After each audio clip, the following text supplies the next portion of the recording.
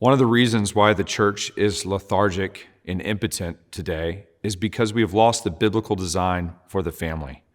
There's a reason why Paul over and over and over again emphasized the proper order of the family in 1 Corinthians 11, Colossians 3, Ephesians 5. There's a reason why Paul gives specific instructions both to his proteges Timothy and Titus about how older women and older men and younger men are to conduct themselves in the body of Christ.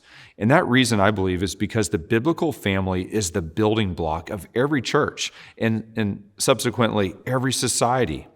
If families in the church don't function properly, then the church won't function properly. So the specific instructions that Paul gives are for wives to submit to their own husbands in the Lord.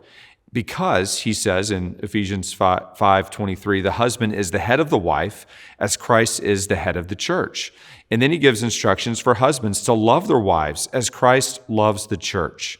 This means that there is a specific order to the family. Under Christ, the man is the head of his family, the leader of his family, and out of submission to Christ, the wife then respects her own husband's leadership.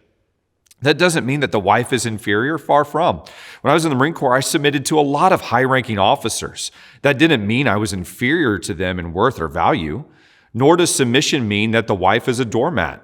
Rather, God calls the woman in Genesis 2:19 the helper, her husband's ezer. But this distinction between men's and women's roles in a marriage is pivotal for the health of the family. No family can have two heads because then you have a monster. No family can have no head because then you are dead.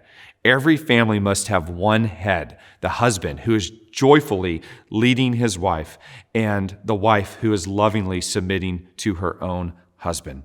When churches teach this and families model it, families thrive and churches thrive.